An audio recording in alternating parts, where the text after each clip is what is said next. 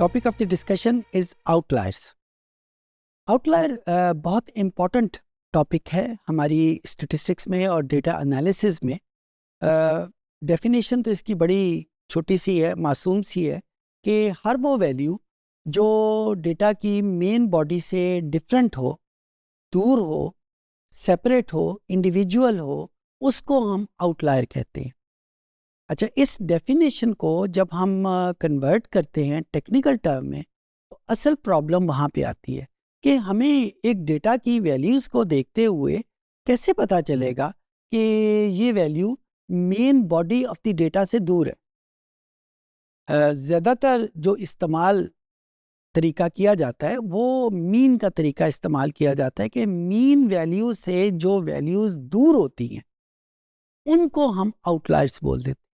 लेकिन एवरेज में तो मीडियन भी शामिल है, एवरेज में तो मोड भी शामिल है। तो अगर हम मीन को इस्तेमाल करते हैं तो मीडियन को क्यों नहीं इस्तेमाल करते, या मोड को क्यों इस्तेमाल नहीं करते? तो ये हमारे पास डिफरेंट स्कूल ऑफ थॉट हैं। जो कुछ स्कूल ऑफ थॉट तो मीन को इस्तेमाल करने पे मुसर है, बाज़ स्कूल ऑफ थॉट मीडियन को इस्तेमाल करना चाहते हैं, बाज़ स्कूल ऑफ थॉट जो है वो कोई और मैकेनिज्म इसका डेवलप करते हैं। सिमिलरली जब हमारा डेटा या जो एनालिसिस जिस वेरिएबल के ऊपर करना है वो सिर्फ एक वेरिएबल हो, तो आउटलायर की डिटेक्शन या आउटलायर की आइडेंटिफिकेशन वो डिफरेंट तरीके से होगी। जब हमारे पास एक से ज़्यादा वेरिएबल हो तो हमारे पास आउटलायर की डिटेक्शन के मेथड जो हैं वो डिफरेंट हो जाएंगे। हमारे पास ये बहुत बड़ी और बहुत लंबी डिस्कशन है कि हम किस वैल्यू को आउटलायर कहें और किस वैल्यू को आउटलायर ना कहें। फॉर्चुनेटली एसपीएसएस में हमारे पास बहुत सारे मेथड मौजूद हैं कि जिससे हम आउटलायर्स को इस सारी बहस में पड़े बगैर, इन सारी बहसों को डिस्कस किए बगैर हम आइडेंटिफाई भी कर सकते हैं और उनसे छुटकारा भी ले सकते हैं। क्योंकि अगर हम आउटलायर के साथ एनालिसिस करेंगे तो रिज़ल्ट कुछ और होगा, और अगर हम आउटलायर के बगैर एनालिसिस करेंगे तो वो हमें सही पिक्चर बताएगा। मैं इसकी आपको छोटी सी एग्जांपल देता हूँ। हम सबको पता है कि रमज़ान के महीने में हमारे पाकिस्तान में जो मशरूबात हैं, जिसमें सॉफ्ट ड्रिंक्स भी हैं, जिसमें मशरूबात हैं, उनकी सेल बढ़ जाती है, दूध की सेल बढ़ जाती है आमतौर के ऊपर। लेकिन बाकी महीनों में उसकी सेल जो है वो आम रहती है। अब अगर टेक्निकली देखा जाए तो हम इस रमज़ान के महीने को इन मशरूबात की सेल के हवाले से आउटलायर बोलेंगे, क्योंकि ये सेल अनयूजुअली ज़्यादा है। अब अगर मैं इस वैल्यू को एक साल की सेल में कैलकुलेट करते वक्त या एक साल की सेल का एवरेज कैलकुलेट करते वक्त इसको शामिल कर लूँगा तो वैल्यूज़ हर महीने की वैल्यू बढ़ जाएगी, और जो हकीकत नहीं होगी। हमें नज़र आएगा कि हर महीने में बहुत ज़्यादा सेल हुई है, हालांकि सेल सिर्फ रमज़ान में ज़्यादा हुई है, बाकी महीने तो आम सेल पे जा रहे हैं। तो इस वजह से आउटलायर को आइडेंटिफाई करना और उसको डेटे में से बाहर निकालना ये बहुत ज़रूरी हो जाता है। हमने अपने किसी पिछले लेक्चर में आउटलायर को आइडेंटिफाई करने का एक न्यूमेरिकल मेथड सीखा था जिसका नाम था 6 सिग्मा रूल। आज इस मॉड्यूल में हम आउटलायर को आइडेंटिफाई करने का एक ग्राफिकल मेथड सीखेंगे। एक स्पेशल ग्राफ है, उसको यूज़ करते हुए हम आउटलायर को कैसे आइडेंटिफाई करेंगे उसको सीखेंगे। तो let's come to the SPSS. ये मेरे पास वही डेटा फाइल है कस्टमर डीबेस की, और मैं उसी को बार बार यूज़ कर रहा हूँ क्योंकि अगर आप कोई रेफरेंस क्रिएट करना चाहते हैं तो आसानी से रेफरेंस क्रिएट कर सके। इसमें एक वेरिएबल एज है। मैं ये देखना चाहता हूँ कि क्या इस एज के वेरिएबल में कोई आउटलायर तो शामिल नहीं है, और मैं यहाँ पे 6 सिग्मा का रूल इस्तेमाल कर सकता हूँ। करूँगा नहीं क्योंकि इस मॉड्यूल का टॉपिक ये नहीं है। इस मॉड्यूल का टॉपिक है graphical method of identifying outlier. जी, तो हम स्टार्ट करते हैं। यहाँ पे मेन मेन्यू में क्योंकि ये ग्राफिकल मेथड है तो हम इस ग्राफ को क्लिक करेंगे और इस ग्राफ में बहुत सारी ऑप्शंस आ रही हैं। हम जिस ऑप्शंस को क्लिक करेंगे वो लेगेसी ग्राफ्स हैं। लेगेसी डायलॉग्स में हमारे पास एक सीरीज ऑफ ग्राफ्स की हमारे सामने आ जाती है और इन सारे ग्राफ्स में से हमने जो सिलेक्ट करना है वो बॉक्स प्लॉट है। बॉक्स प्लॉट के और भी बहुत सारे पर्पसेस हैं, लेकिन जो बहुत इम्पोर्टेंट पर्पस यहाँ पे हम यूज़ कर रहे हैं या जिस मकसद के लिए ये यूज़ किया जाता है उसको आउटलायर डिटेक्शन कहते हैं। बॉक्स एक साहब थे, एक बड़ा मशहूर स्टैटिस्टिशियन थे, अमेरिकन थे। 1950s में इन्होंने बेतहाशा स्टैटिस्टिक्स के लिए काम किया हुआ है और उन्हीं ने ये प्लॉट जो हैं वो आइडेंटिफाई किए थे, डेवलप किए थे। इसी वजह से ये नाम भी बॉक्स प्लॉट वहीं से है। सो हम इस बॉक्स प्लॉट को क्लिक करते हैं। यहाँ पे फिर हमारे पास ऑप्शन आएंगी, एक सिंपल है और एक क्लस्टर्ड है। हमने जो आइडेंटिफाई करना है, क्योंकि आउटलायर के लिए इसको यूज़ कर रहे हैं, तो आउटलायर के यूज़ करने के लिए हम सिंपल को क्लिक करेंगे। ठीक है, हम क्लस्टर्ड को यूज़ नहीं करेंगे। जो बॉक्स प्लॉट के दूसरे पर्पसेस हैं उसके लिए क्लस्टर्ड यूज़ हो सकता है। इसके लिए आउटलायर की डिटेक्शन के लिए आमतौर के ऊपर हम सिंपल को यूज़ करते हैं। दूसरे नंबर के ऊपर जो ऑप्शंस हैं वो summaries for the group of cases और summaries for the separate variable. हम यूज़ करेंगे summaries for the separate variable और ये भी इसकी रीज़न भी यही है कि क्योंकि हम बॉक्स प्लॉट को सिर्फ आउटलायर के डिटेक्शन के लिए इस वक्त यूज़ कर रहे हैं, लिहाजा मैं इसको इस वाली ऑप्शन को क्लिक करूँगा। अगर मैं इसको किसी दूसरे पर्पस के लिए यूज़ करूँ तो फिर शायद मैं किसी दूसरी ऑप्शन को भी क्लिक कर सकता हूँ।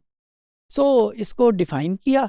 जो ही मैंने डिफ़ाइन किया तो ये एक मेन मेन्यू मेरे सामने ओपन होगा। इसमें कुछ पहले, क्योंकि मैं यूज़ करता रहा हूँ, तो कुछ वेरिएबल लिखे हुए भी आ गए। ये SPSS की एक बहुत इसको फैसिलिटी भी कहा जा सकता है, इसको डीमेरिट भी बोला जा सकता है कि ये पिछले एनालिसिस के रेजिजुअल्स को ज़ाया नहीं करता। अब मैंने कोई मेरा ख्याल महीने पहले ये एनालिसिस किए थे और उसका रेजिजुअल अभी तक SPSS में पड़ा हुआ है। तो मैं यहाँ से वो वेरिएबल निकाल दूंगा। फ़ायदा इसका ये हो सकता है कि मुझे ये याद रहे कि लास्ट टाइम मैंने क्या काम किया था, मुझे बार बार वही वेरिएबल इसमें एंटर ना करने पड़े। और नुकसान इसका ये है कि हर मर्तबा अगर मुझे कुछ नया वेरिएबल करना है तो मुझे पहले उसको वहाँ से निकालना पड़ेगा, जिस तरह अभी मैंने आपके सामने निकाले हैं। तो मैंने एज वेरिएबल के ऊपर इसको आउटलायर डिटेक्ट करने, और एज के नाम के यहाँ पे दो वेरिएबल आपको नज़र आ रहे हैं अगर आप गौर से देखें। एक एज इन ईयर्स है, एक एज कैटेगरी है।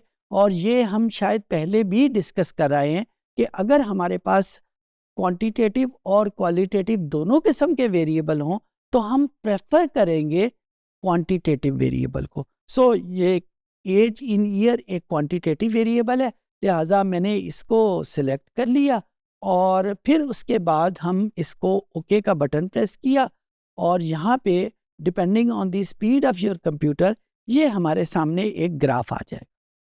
जी, ये ग्राफ हमें शो कर रहा है मुख्तलिफ वैल्यूज़ को। इसका नाम बॉक्स प्लॉट एक तो उस स्टैटिस्टिशियन की वजह से है जिसने इसको डेवलप किया था, जॉर्ज बॉक्स ने, और दूसरी इसकी वजह ये है कि इसकी आउटपुट के तौर के ऊपर ये बॉक्स आपको नज़र आ रहा है। इस बॉक्स के अंदर भी एक लाइन है। मैं बजाय इस बॉक्स की आपको तफसील बताऊं, मेरा ख्याल है कि आउटलायर की डिस्कशन के ऊपर ज़्यादा फोकस करूंगा। फिर किसी टेक्निक में जब बॉक्स प्लॉट के ऊपर हम डिस्कस करना शुरू करेंगे तो फिर मैं आपको बताऊंगा कि इन वैल्यूज़ का मतलब क्या है। हम यहाँ पे ये जो वैल्यूज़ लिमिट्स मौजूद हैं इसको हम विस्कर भी बोलते हैं, WHISKER, विस्कर। सो इसको बाज़ किताबों में बॉक्स विस्कर प्लॉट भी लिखा हुआ है, तो ये विस्कर मौजूद है। अब जो मैं चीज़ आपको बताना चाहता हूँ कि हमें कैसे पता चलेगा कि इस डेटा में कोई आउटलायर था या आउटलायर नहीं था, उसका इंडिकेशन यहाँ पे होती है कि अगर कोई आउटलायर होता तो इस विस्कर के इस ऊपर वाली साइड पे या इस विस्कर के नीचे वाली साइड पे डेटा पॉइंट्स हमारे सामने होते। मैं अभी आपको एक वेरिएबल के लिए ये करके भी दिखाता हूँ। फिलहाल जो मैं चीज़ आपके जहन में डालना चाहता हूँ कि अगर इस विस्कर की साइड्स के ऊपर कोई डेटा पॉइंट मौजूद नहीं है तो इसका मतलब ये है कि इस वेरिएबल में कोई आउटलायर मौजूद नहीं है according to the box whisker plot. अब इसी ग्राफ को हम ऐड करते हैं एक और वेरिएबल के रेफरेंस से ताकि हमें ये पता चल सके कि ये आउटलायर को आइडेंटिफाई कैसे करता है। लेट्स सी हम इसी ग्राफ में एक और वेरिएबल ऐड करते हैं। सबसे पहले अभी तक तो मेरे पास एज था, अब मैं लेट्स सी एक वेरिएबल इनकम है और इनकम भी मेरे पास दो वेरिएबल के तौर पे मौजूद है, तो मैंने प्रेफर किया है क्वांटिटेटिव वेरिएबल को। मैंने इसको भी इधर ऐड कर दिया और इसको ऐड करने के बाद मैंने ओके का बटन प्रेस कर दिया। ओके का बटन जो ही मैंने प्रेस किया तो अब ये देखें कि पहला वेरिएबल एज है और दूसरा वेरिएबल हाउस होल्ड इनकम है।